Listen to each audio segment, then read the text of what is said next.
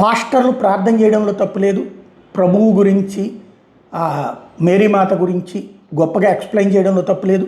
మన ధర్మాన్ని నమ్మితే మీకు మంచి జరుగుతుందని చెప్పడంలో తప్పు లేదు. మీరు ఆరోగ్యంగా ఉంటారని చెప్పడంలో తప్పు లేదు. అదే సందర్భంలో మీకు సిరి సంపదలు వస్తాయని చెప్పడంలో తప్పు లేదు. ఎందుకంటే ఏ మతంలోనైనా సరే ఆ మతాన్ని నమ్మాలి అనేటటువంటి సందర్భంలో ఖచ్చితంగా ఎందుకు నమ్ముతారు? అంతా మంచి జరుగుతుందని. చెడు జరుగుతుందంటే ఎవరు కూడా ఏ దేవుళ్ళని పూజించరు కదా. కాబట్టి ఏ ధర్మంలోనైనా సరే ఆ ధర్మానికి సంబంధించినటువంటి విధానాన్ని చెప్పడంలో తప్పులేదు. అదే సందర్భంలో శాస్త్రీయంగా మీ ట్యాబ్లెట్లు మీరు వాడి ప్రభువుని నమ్మండి అని చెప్పండి. అలాగే నువ్వు చదువు బాగా చదివి పరీక్షలు బాగా రాయి ప్రభువుని నమ్ముకో అని చెప్పండి. అంతేగాని గాల్లో దీపం పెట్టి దేవుడు అని ఇదే భారం అన్నట్టుగా మేము ప్రార్థనలు చేస్తే చచ్చిపోయిన వాళ్ళు కూడా తిరిగి వస్తారని చెప్పద్దు. చెబితే ఎంత దారుణంగా ఉంటుందో.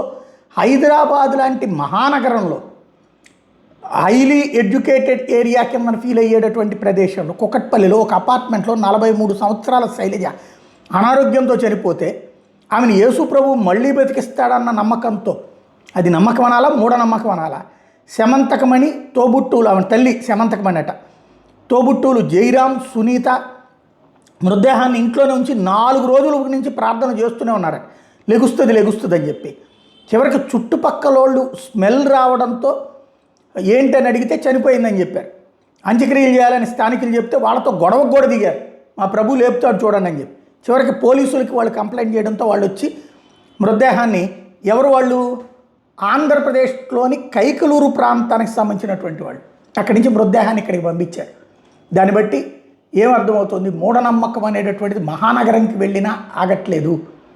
పాస్టర్లు కూడా లేపుతాము, చచ్చిపోయిన వాళ్ళు బ్రతికొస్తారు ప్రార్థన చేస్తే, లాంటివి చెప్పకుండా ఉంటే బాగుంటుంది.